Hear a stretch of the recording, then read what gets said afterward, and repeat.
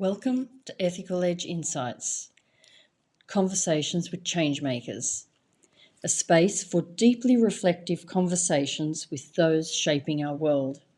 Here we explore their journeys, their greatest challenges, their most significant contributions to date, the contributions they seek to make, and how ethics have shown up along the way. Join us as we uncover the stories that shape our shared future. Hello, David. Thank you for coming on and joining me for this ChangeMakers chat. I mean, your books were highlighted to me. You're on 75th book, and I know you're way over that now. So it means you've got a lot to share with us here today, and I'm looking forward to it. If you would like to tell us a little bit about where you began and how you ended up looping into the coaching, mentoring, and giving us a bit of a recount of your professional story and personal if you want, but certainly professional story. I like to see the origins of everything that I've done in my English teacher, a guy called Wilf Tallis, who was amazing. His English lessons, well, we did cover the curriculum, but we deviate into the history of gargoyles or ancient history or algebra. I mean, he was so eclectic. And I just thought that was wonderful. I really, look forward to lessons with him all the time. Um, and and so that instilled me just this deep curiosity.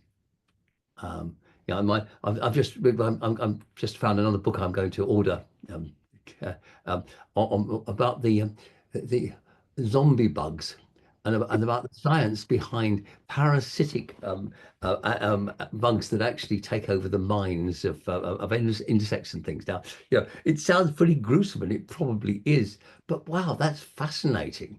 And I'll draw lots of interesting parallels and conclusions from that. So this deep eclecticism has been there, and this curiosity to link things together, to link completely different kinds of knowledge. Like, when I go to a bookstore, I stand in the middle of it in the non-fiction section, and I turn around several times and point, and I go and read a couple of books from the section I'm pointing at. And origami, you wouldn't think, excuse me, you wouldn't think it was much, but you can see once you start to look at origami, you think how things fold together and come out. Well, there are lots of metaphors there. So I was a young journalist. I worked for McGraw-Hill as I started off with New Scientist, then went on to McGraw-Hill, and interviewed this young professor at she wasn't even a professor then at Boston University, called Kathy Cram, who introduced me to mentoring. And then I found myself writing the first book on mentoring. In fact, she wrote a book at the same time. They both came out the same month. And she was promoting her US view of mentoring, and I was actually going back much for the real history of mentoring and where it came from. And that sort of got me hooked. So I got into coaching through mentoring. And at that stage, you've got Timothy Galway produced his book, but it hadn't really been applied to business. And then so there was no real profession of coach at that stage, but there were people called mentors, and they were all amateurs, but so right at this beginning, so everything started to take off from then. And by the early 1990s, we'd got people calling themselves coaches. We'd got lots of mentoring programs. So we got all this stuff happening. And that led me with David Meganson, who we met at a conference, to create the European Mentoring Coaching Council, but then the European Mentoring Council, but it evolved into EMCC when all these people called coaches came along and said, well, hang on, you're doing what we're doing. I said, well, yes, actually, coaching is just, it's very similar. It hasn't been coaching in its traditional form, has been very, very directive. But if you're adopting a style more like mentoring, well, come and join us. And that's where EMCC came from. And I've since then just been involved in lots and lots of studies, I love supervision because people bring me those difficult, thorniest problems to play with.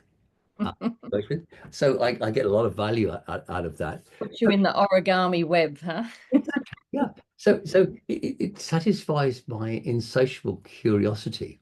Mm, Mm. And it just and I just enjoy doing that. It's it introduces me to interesting people with interesting ideas. mm, mm. And so you built the EMCC and Well, it's grown. I don't like to say I but David Menges and I started it. All Mm, sorts of other people like Julie Hay, John Whitmore, Eric Parslow, and other people, but became, really took that initial concept and built it into what the MCC is now. mm, But I think I was very pleased. Like so many things in my life, I've actually learned how to let go. So yeah, I built and sold two companies. I was happy to let them go. Yeah, it's like it's like children. You let them have their own lives, and I mm. don't feel the need to interfere. I am more of a provocateur, the shaman, if you like, rather than the chief. Yeah, you get kick things off and then let them run. It and so what's the inspiration behind you writing prolifically over the years? Well, I think one of the ways I think is to write. Okay. Um, and I'll have an idea, and I'll capture it. I'll play with it. I'll put it on well now it is on machine, but it used to be on paper. Um, and then slowly a bunch of those ideas will start to take shape, and I'll start thinking there's a book here. Um, but increasingly, I've moved towards being a book mentor. I support other people while they write. Now, I might do a little bit of, topic and tailing, make a lot of introductions and so forth, but I'm much more interested in seeing other people develop their careers and development. I don't need the accolades. Mm, hmm. And would you consider yourself a coach or more a mentor? I don't Or really see the distinction between the two, honestly. I mean, I know that some of the professional bodies want to carve out a big distinction, but I think that the research has shown, that the coaches become mentors when they become mature. So it's so many of the distinctions are artificial. So uh, again, I don't. I like to avoid labels. I don't. I think labels always makes things so really simplistic. mm-hmm. And I had this earnest young lady try to take me to task for not having pronouns behind my name, and and I can see the value of it in certain contexts. Where people need to know, where it's Yeah. important to know. But in the generalization of things, it's not important to know. And I said, well, basically, I'm experiencing that as a deeply ageist comment. I don't define myself in that at my age, I'm a bit too old to worry about those things. Um, but if you want to put some initials behind my name, just put NDY. And for a while, nobody bothered, nobody had the courage to ask, what does NDY? And eventually somebody did. I know it stands for not dead yet. Um, and Gonna go there. That's why I was already giggling. but but it works. It's you have to approach these things with humor and with compassion and I think with humility too. Mm-hmm. It's easy to put on the badge of humility, and I don't want to fake that. I just basically, um, as I go older, I care about less and less. But the things I do care about, I care about more passionately. Mm-hmm. I've noticed that actually in the time that I've known you, then I can see it shuffling along. It's because it's not the first time I've heard you say it, but I mean, you stay with you long enough and you get to actually see it playing out, and it's quite subtle, but it's there. That I've noticed it. So what is it that's attracted you that like had you go, yeah, this mentoring thing, this is where I need to be?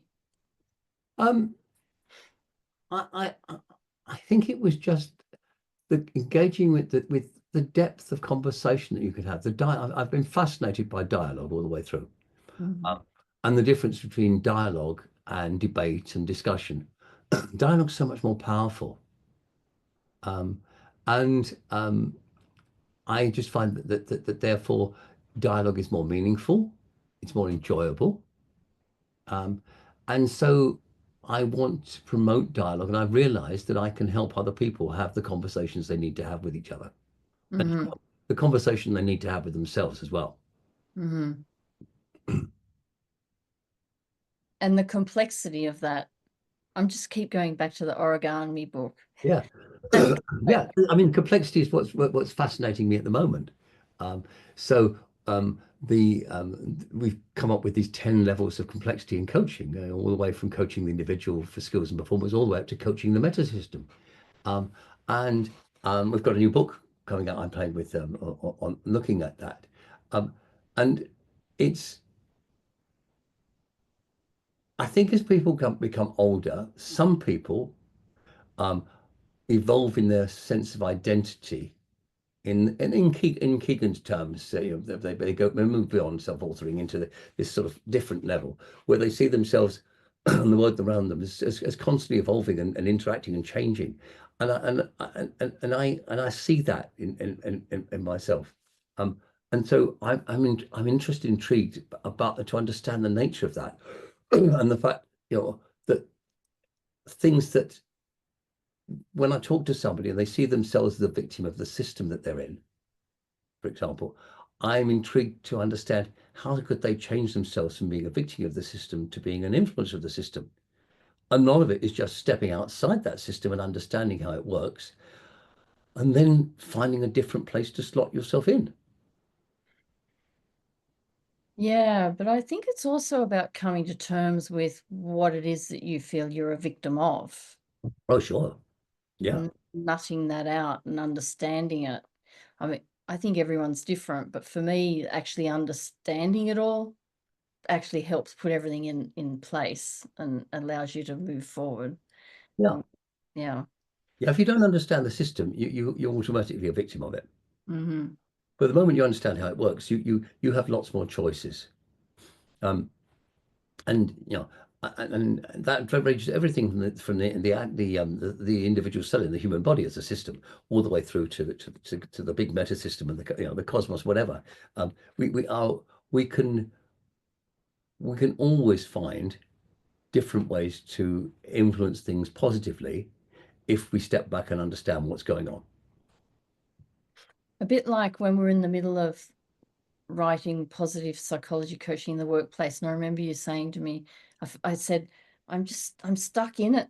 I'm writing this chapter at the moment and I'm just like right in it. And you told me to go stand on a hill and look from the top down and get that other perspective. And I mean, I couldn't because it was COVID time, but I could enact that even at home, just getting that different higher view perspective is helpful. So I mean, you have a lot of wisdom that you bring to all your conversations, and I think people realize that. That's why they hang around to hear what you've got to say.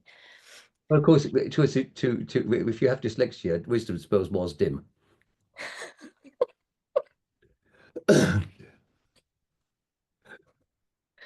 So, so you've how many books are you at now? I think it's 80, but I lose track. Uh-huh. And that doesn't count the children's books, of course, which I enjoy writing. And you still writing those? No, I've got some stories stored up, but the now the youngest child, grandchild, is 10, so he's just beyond that now. Okay. So I've got a little while to wait. Hopefully, around when the next brood comes along, Mm-hmm. I can enchant them. But I, I I I do have this little series of stories that I've been slowly putting together, which I may just do anyway. Just get out there about being an eco warrior. Granddad, they're called Granddad Ventures. Mm-hmm.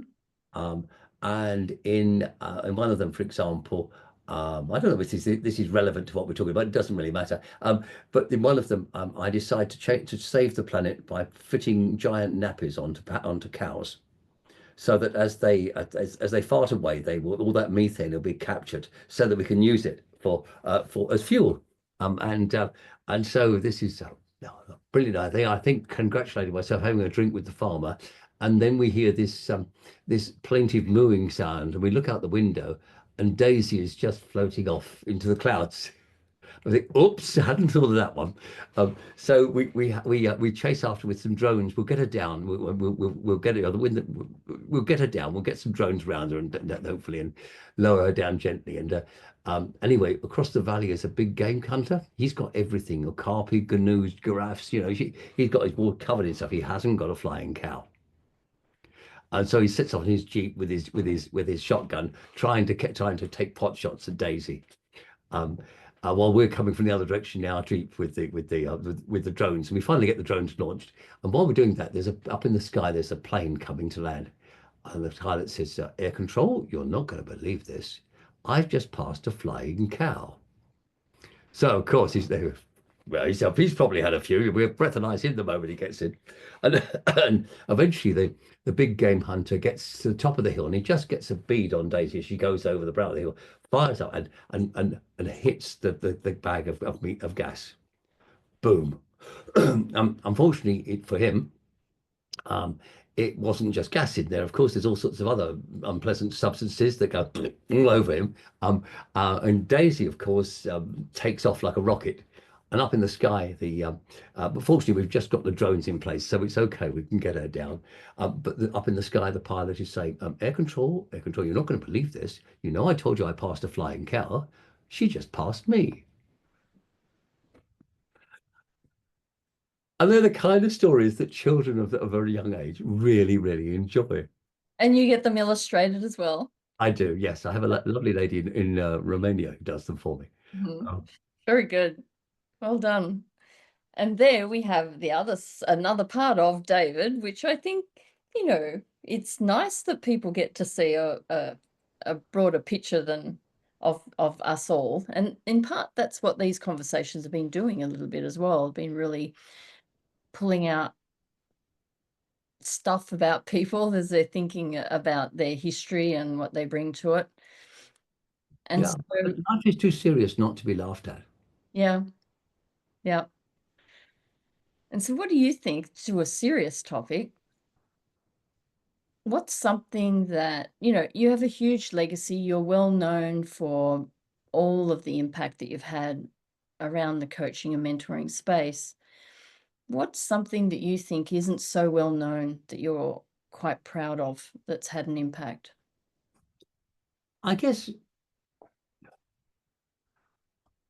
I guess one of the things that we've been working on for several years now is my program aimed to get 5 million school age coaches and mentors.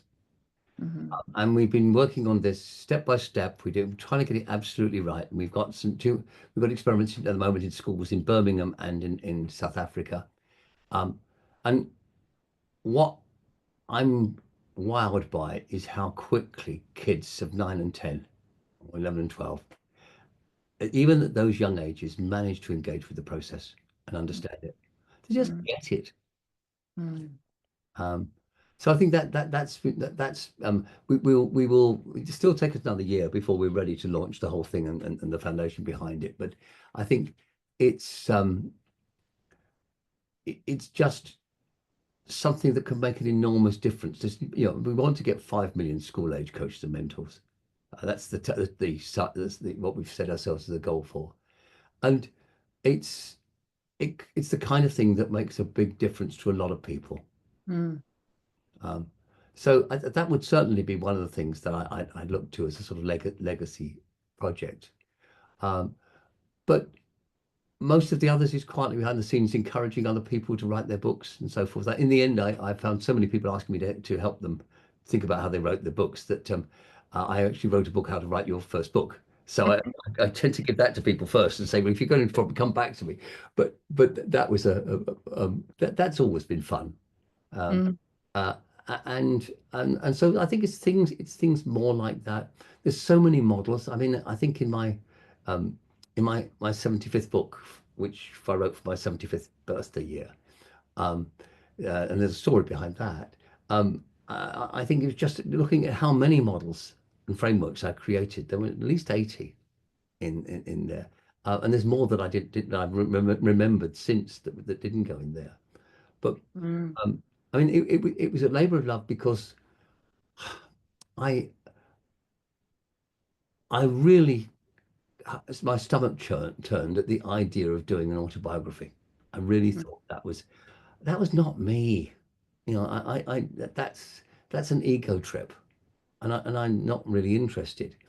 But when it was put to me, well, why don't you look at the all the things that all the areas that you've been involved in and deeply involved in, and how things have changed in there, and I realized I could do a book of how I got it wrong.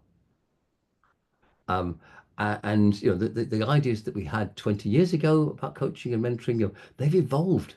And same with leadership, they've all evolved. Um, and it's been wonderful to be part of that evolution. But science is a process of creating the hypothesis that most meets the evidence that you have at a particular point. And so you know that at almost any form of science, somebody's going to come on later on and say, well, actually, that's not entirely true.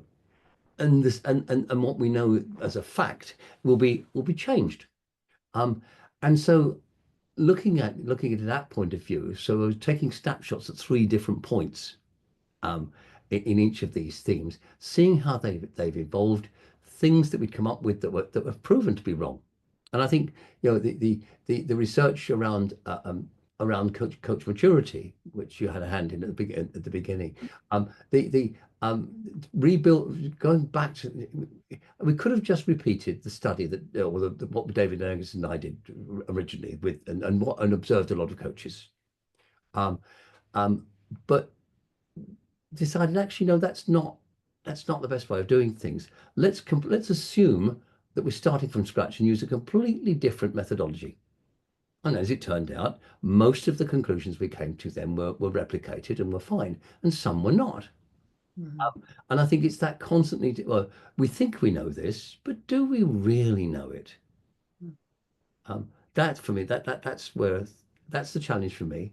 And I try to live by the guidance that I give to all the coaches that I work with is if you're not challenging your own assumptions regularly, you're not growing. Yeah. And this isn't so much about assumptions, this comment, it's about that maturity research. And I had a conversation with Richard Boyatzis, Oh, yes.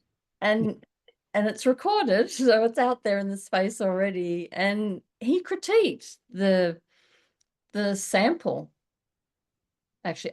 And the thing is, he wouldn't know who the sample is, right? You and I know who they are, but he doesn't. He wasn't part of that research, but he made assumptions about who those people might be. He didn't name anyone, but he critiqued the sample, saying that we, the researchers, were determining who were experienced and who weren't by fact that we invited them and then labeled them as experienced.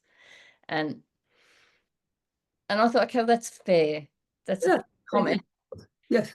At the same time, I think we could tell that everyone had a pretty broad range of experience anyway when we were walking through the interviews. And so we were still getting a representative sample. Oh, I think so. And I think asking coaches who they saw as the exemplars partly helped to ameliorate that something. Because whatever any way that you sample things, you've got to apply some kind of measure. Mhm. And so, and if you have a large enough sample, you're going to even out. And indeed, I do record that we had one person who just didn't fit the sample because quite clearly their level of psychological development was not where it should be.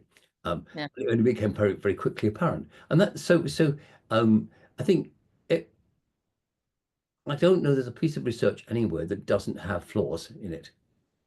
Um, it's basically accepting that that's a narrative from the data we have here that at some point, when version 3 or 4, they'll come up with there'll be another methodology and somebody will come up with some slightly different data. But I think that the basic hypotheses appear to be um, supported. all the way through. And those, the coaches that as they mature, they do less and they are more.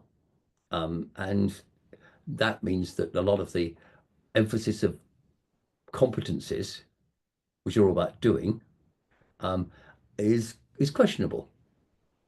Yeah, and just on that bit of research before we move on to my next question, I think it's important to put that do less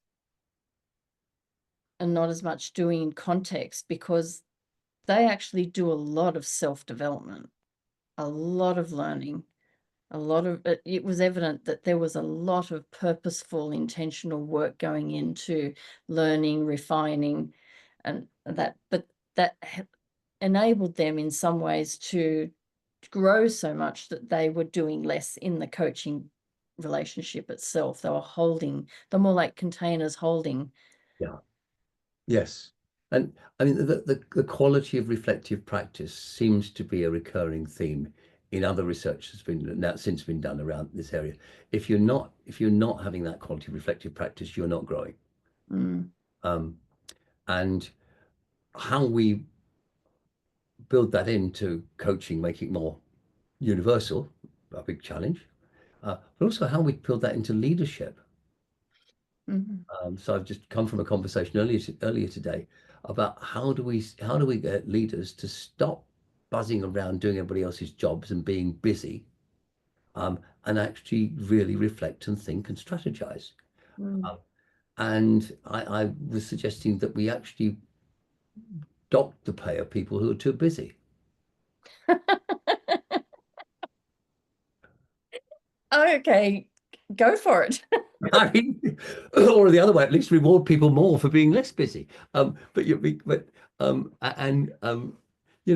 think you've got to show some results from being less busy. Mm, But I think in terms of leadership, that's a fascinating concept. And the work I've been doing on teams of teams, we've been discussing with some organizations. Supposing that you made the KPIs, and if there is a bonus system, the bonuses um, of each team within a structure, partly dependent upon how the other teams in the structure rate them as help them do their job. okay. It's a Yeah. systemic approach Hmm. to getting people to focus less on what's here and more what's happening in the system. Mm-hmm. It's taking a broader angle. Yeah.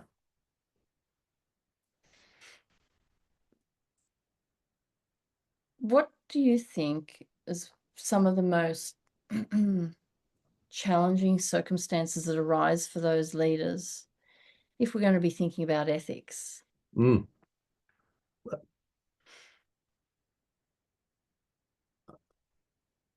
I think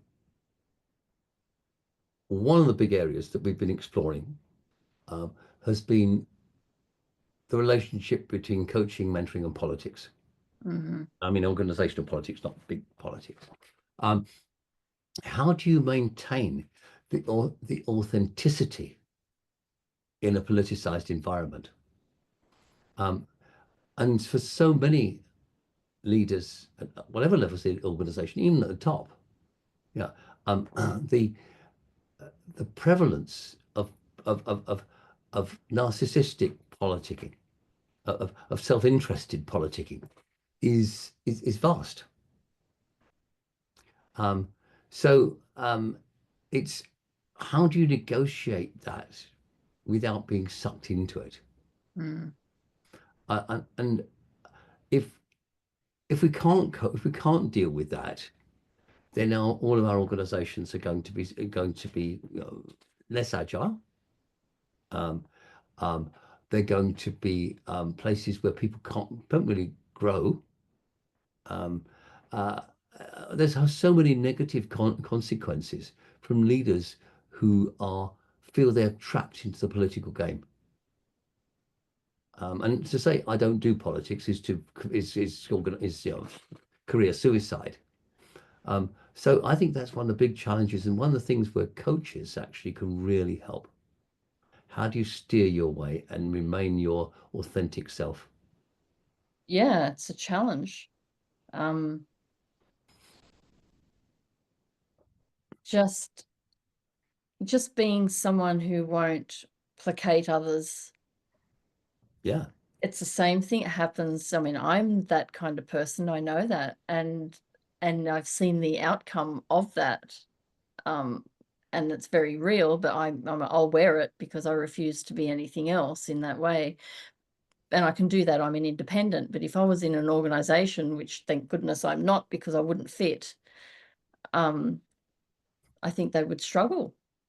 Yeah. Well, we did this. It's not really a strongly empirical piece of research. What we did was go into the literature around leadership.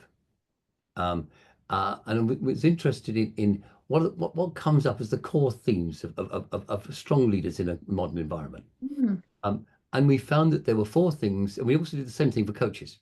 Um, and we came up with the same four things. The first one was courage. mm-hmm. Well, I've got Champions of Courage Awards, so there's a reason behind everything here. There's curiosity. Yep. Um, there's connectedness, Mm-hmm. and there's compassion. Mm-hmm. And those four things just echoed throughout all of the evidence-based research we looked at. Now, because we didn't look at all the literature. I mean, I would hesitate to say this is a framework that everybody should take as this is the way to live your life or whatever. But it was an interesting piece of work simply because the same themes got echoed in both studies. Um, and I think it will provide a really interesting basis for, again, another whole project, a research project, and probably another book as well. But, I keep saying that every day of something. Um, but I think that those qualities, they resonate very strongly for me Mm-hmm. as to what we're looking for in wise leaders. Mm-hmm. Mm-hmm. Have you seen my Courageous Becoming model I've just released? No, I haven't yet. So I look forward to seeing that. Yeah. Yeah, Mm. it's on my website. If you look at it, wendianne.eu Yeah. with a hyphen. And I've got a paper written on it to back up the research and theory that supports the model. Oh, It's about, it's about how we psychologically move through ethical decision making as opposed to resource frameworks that are often out there. But this kind of looks into the psychological processes of it, what's needed to get there to the other side for that courageous bit. yeah. So Yes. we'll Thank you. see where we go. I think it'll interest you when you see the paper. It's a perspectives piece because it's the best way to put that out there. So ethics and decision making, which is where we just landed, how does it show up in your work? And have you got a particular example that you'd like to share of how you went through the process and what happened? Oof. Yeah. Um, Which one? yes, actually, yes. So that's the core.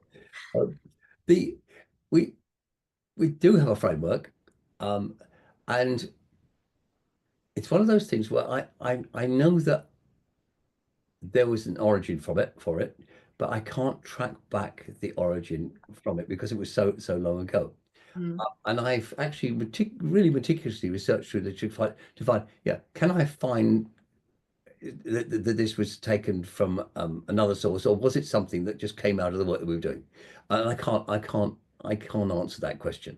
mm, But what we came up with was six steps, process steps that look at let's identify what the issue is. Let's define it. Let's look at the context of this decision. Let's look at who needs to be involved in this decision. Have they been involved? And all the way through to well, okay. So what are the zones of ethical acceptability? mm, What's outside of it, but what in the middle is a range here of things that might be acceptable. And then the final check. Of course, somewhere along there, there's what are the conflicts of interest here, the values, and what are the values we want to apply to all of this. And then the final check, is if we gave this another year to think about it, would we make the same decision? For example, Mm. have we been brutally honest with ourselves? So I think that there are frameworks that we can use, and what all of them require you to do is that last bit, to be brutally honest with yourself. Mm. And that links to the courage again. But if you recognize how easy it is to convince yourself that you're being ethical when you're not, then we begin to get to a viable decision making process. Um, and I think that's the key. I don't think the actual element, the key element, you can use one framework or another, it doesn't matter. But it's that self-honesty that's the most difficult bit of the process. And if you are brutally self-honest, that enables you to see with clarity the consequence, the decision that you must make, almost regardless of the consequences. Hmm. Um, and um, it becomes very difficult if the consequences um, for other people are unacceptable. Yeah. Yeah, and it can be. And that's the risk, isn't it? That there's no guarantee about what's going to happen at the other side. You got to walk what you believe is the right choice. Yeah. How how do you make that choice about in that range of acceptability? Um, the answer with difficulty, I don't think any case is the same, and only two people may come to a different decision Mm. because of the different values that they're applying.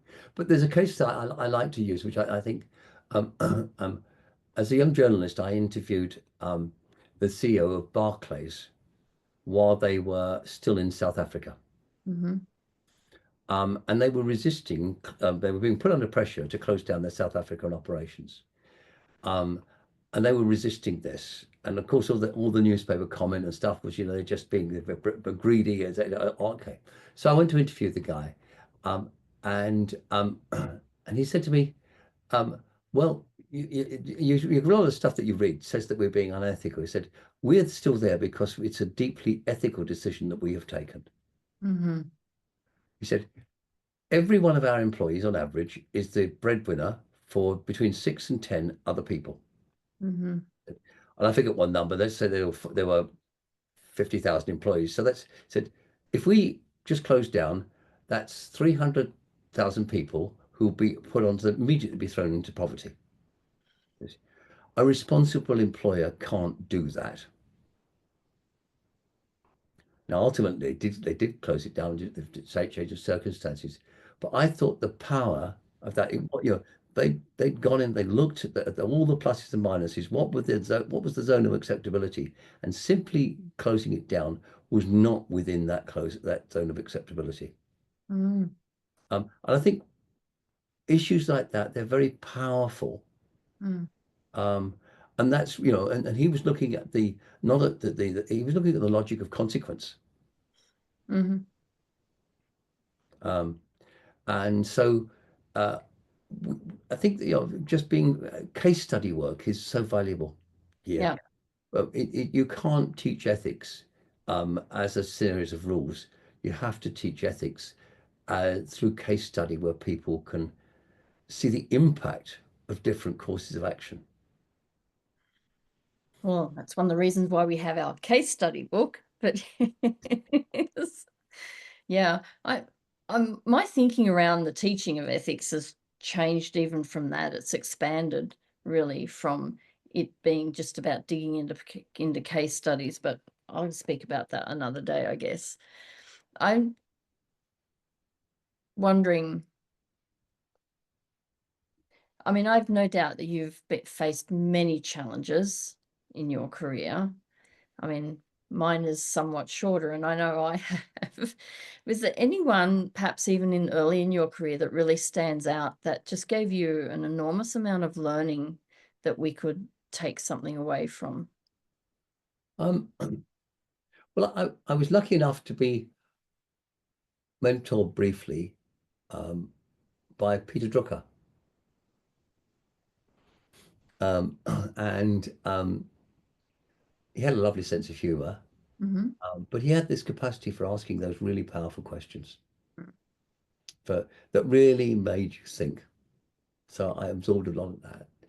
Um, and I think one of the things he said, he was jokingly said, when you reach a certain level of reputation, he didn't say management guru, but that's what Mm. he said, you know, you sometimes need a statistic. He said, and I've found it's quite easy to make one up and nobody ever questioned it. And of course he was joking, but I thought, well, um, that's an interesting idea. I'm going to do an experiment. So a few weeks later, I was doing a speech to a conference for the Financial Times on total equality. And I um, I dropped into the middle of my speech, and research shows, because that always helps, um, that it always costs at least 5 times more to gain a new customer than to keep an old one. Mm. Um, and so I just dropped it into this. Nobody commented, but that comment has just I've seen that in hundreds of articles. Yeah, I mean, Oh, really? They're citing your talk. yeah. Well, not so you're just citing the statistic, and I looked it up once on Google, and it said this unattributed statistic, and that is so beautiful. And then I had a while ago, Daniel Kahneman, the thinking fast and thinking slow guy. Um, I told him about this, um, and he said, "Well, it's disappointing the statistic is unfounded." He said, "But it doesn't surprise me." And he explained that, well, this is natural because it just fits with the narrative that people have. It seems right. Nobody's going to question it. Hmm. Um, and and and I think that sort of reinforces me. Question everything. So where's the evidence for that? Yeah. Um, and so that early experience just has made me. Um, I'm always I want to know what is the result, what is the source for this? Where's the evidence for that? Mm. And maybe I could do it a lot more than I do, but I certainly feel that that's a normal instinctive reaction now when somebody quotes things at me. I want to know where the evidence is. Yeah, well, I know what I'll be thinking next time I see that particular statistic hanging around. I particularly like his use of the word rather than status or guru, but reputation. That was a really nice way to put that. Yeah. Really, really nice. And perhaps that speaks to his humility as well. Yes, he was a beautifully humble guy. He was, I mean, an amazing mind. Mm-hmm. Mm-hmm. David, going to the future, because we have a long future ahead of us. I hope I do too. I'm going to be downloaded into a computer at some stage. So that's you'll never get rid of me. Um, What would you like to think that your legacy would be? um,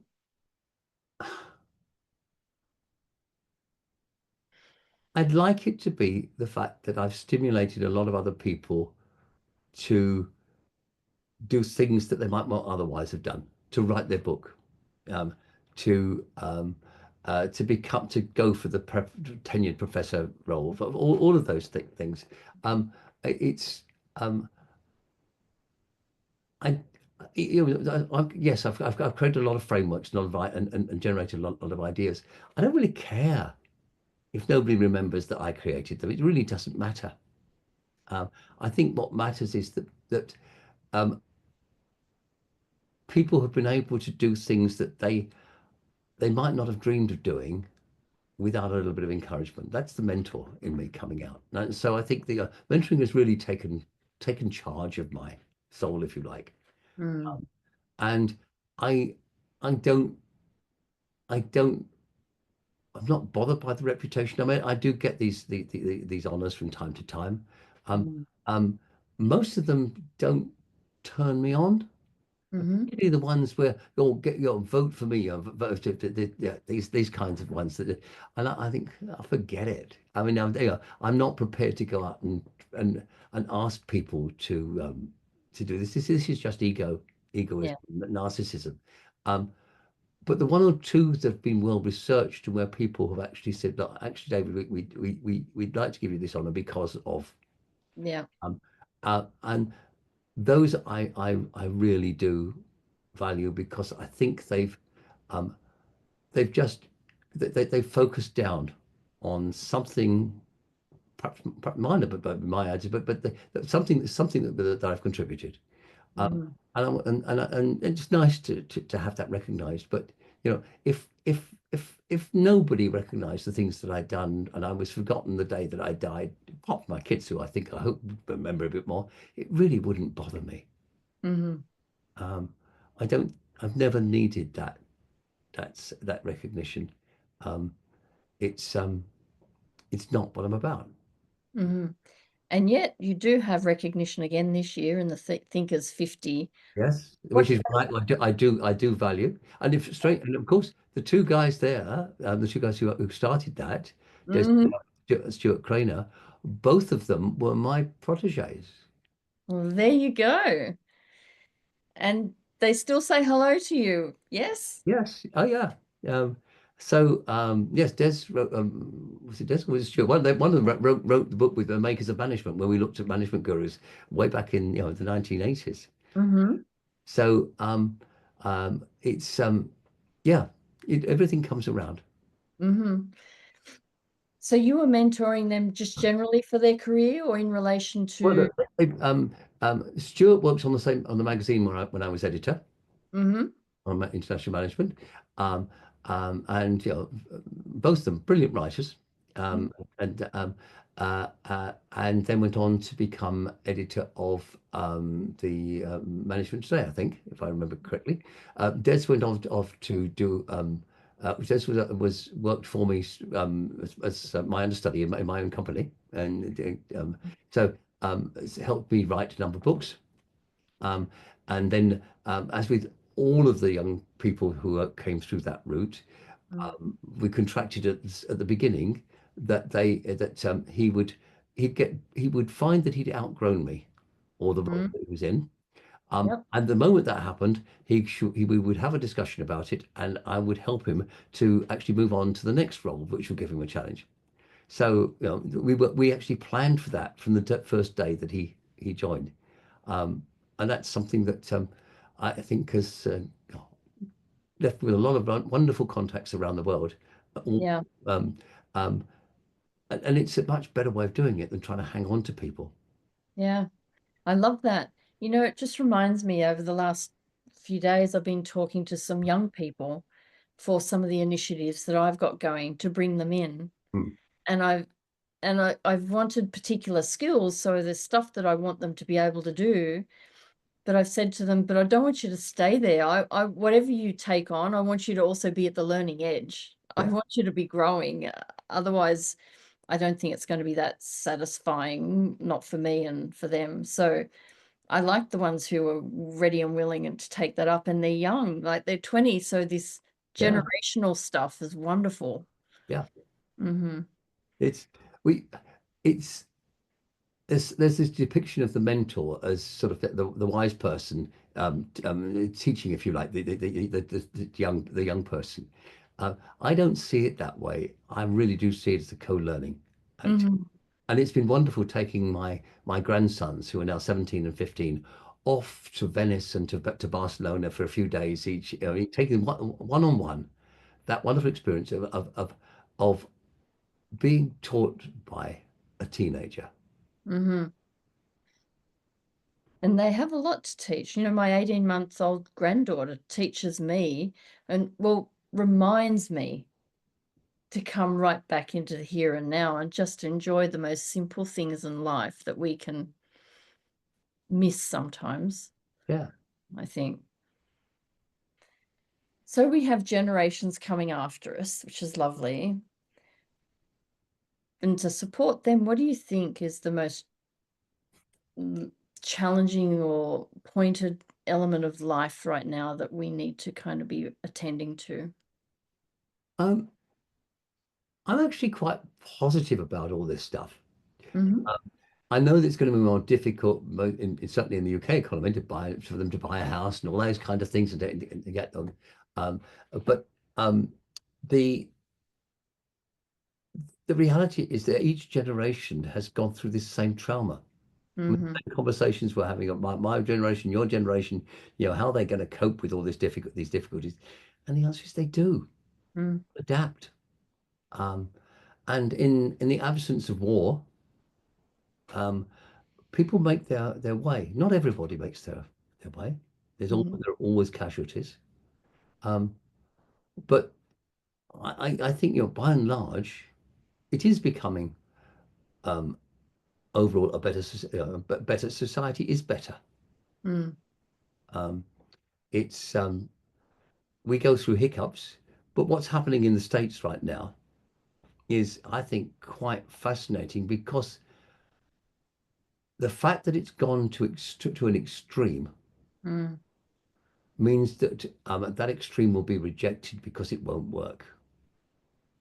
And that's it's that you get the intense polarizations that you have right now, because people are sucked to one extreme or the other.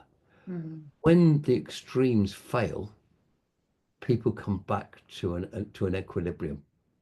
And that's what I can see happening already around the world. The abandonment of diversity and inclusion in America.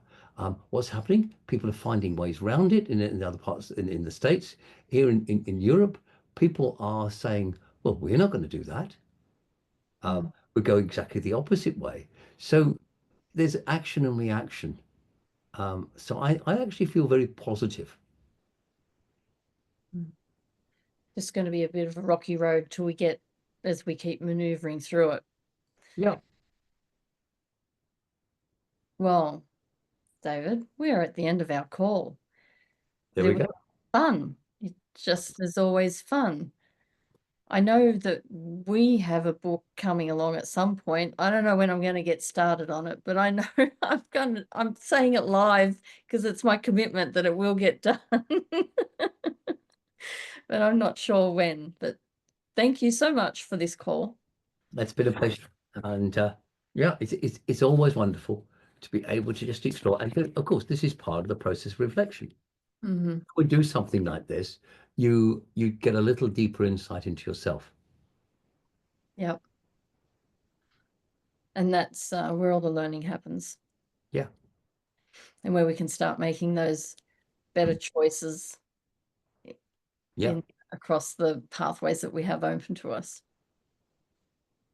Thank you. it's a pleasure.